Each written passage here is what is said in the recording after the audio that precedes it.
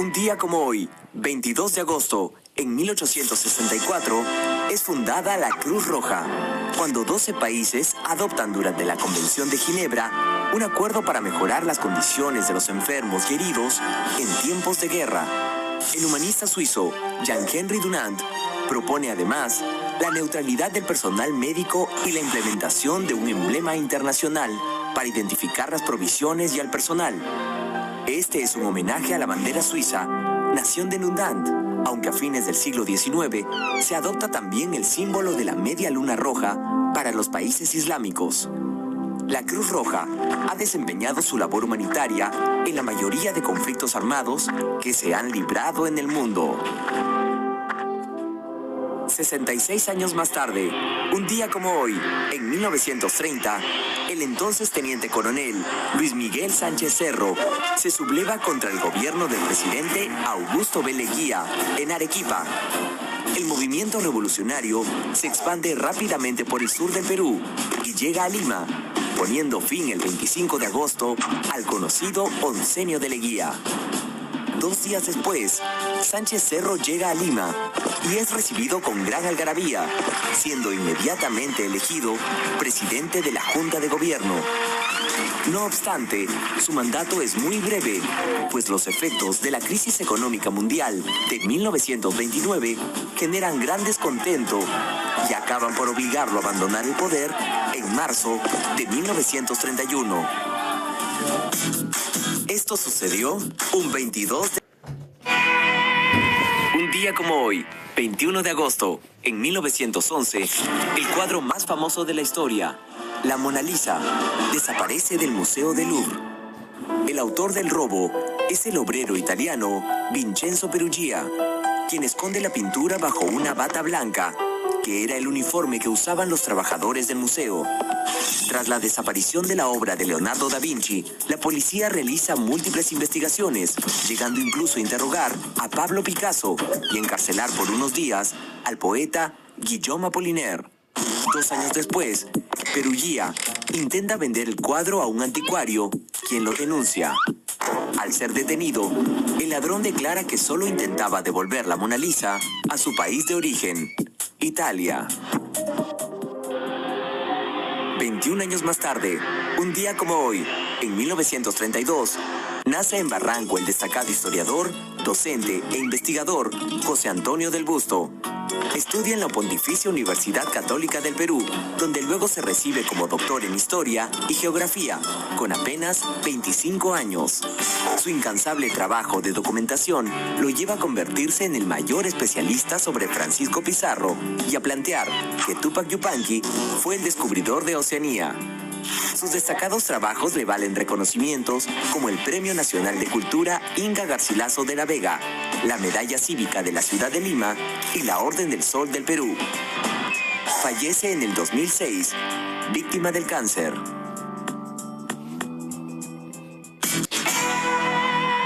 Un día como hoy, 20 de agosto, en 1778, nace Bernardo O'Higgins, militar y héroe de la independencia de Chile, que desde 1810 participa en los eventos que conducen a la libertad de su país. En 1817, es director supremo del gobierno de Chile. Uniéndose al general San Martín, participa activamente en la expedición libertadora que liberó al Perú en 1821. Por desavenencias políticas en su país, se exilia al Perú en 1823 y tras recibir múltiples honores y reconocimientos del gobierno peruano, muere en Lima en 1842. 172 años más tarde, un día como hoy, en 1940, es agredido mortalmente León Trotsky, político, ideólogo y uno de los principales organizadores de la Revolución Rusa. Trotsky es el creador del llamado Ejército Rojo y colaborador de Lenin en el inicio del régimen soviético. En su casa en México, donde se ha refugiado después de enemistarse con Joseph Stalin, que ha ordenado su asesinato, recibe un mortal golpe en la cabeza por parte de un agente de espionaje soviético infiltrado entre sus asistentes. Como consecuencia del golpe, León Trotsky muere al día siguiente. Esto Esto sucedió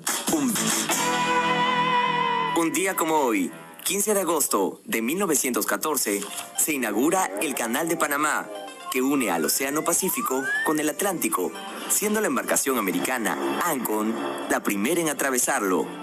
En 1881 inicia la construcción del canal Ferdinand de Lesseps, constructor del Canal de Suez. Sin embargo, su mala planificación, sumada a las enfermedades que contraen sus trabajadores, hacen que su compañía caiga en bancarrota y que la construcción se suspenda.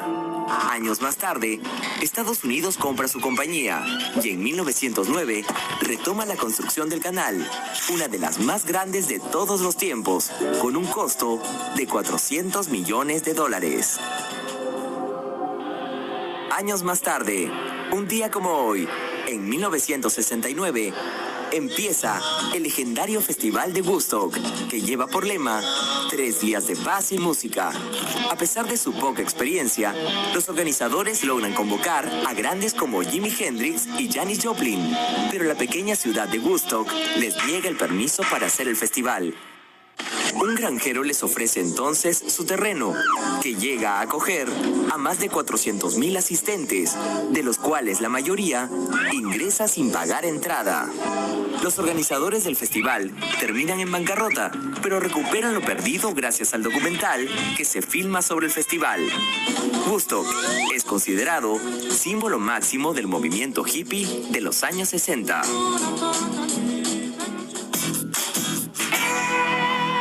Un día como hoy, 14 de agosto, en 1881, el investigador cubano Juan Carlos Finlay presenta al mosquito llamado estegomía como el causante de la fiebre amarilla.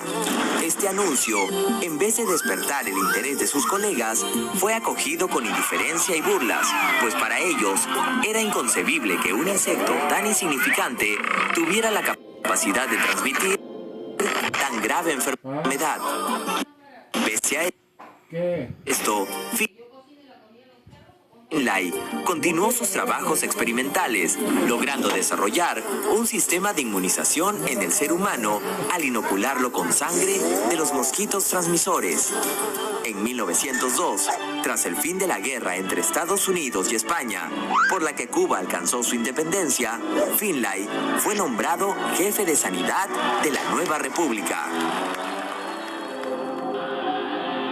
64 años más tarde, un día como hoy, en 1945, en el contexto de la Segunda Guerra Mundial, Japón, que se había mantenido en lucha contra las fuerzas aliadas después de que Alemania se rindiera en mayo del mismo año, se rinde finalmente tras la detonación de las 2 bombas atómicas que Estados Unidos deja caer en las ciudades de Hiroshima y Nagasaki.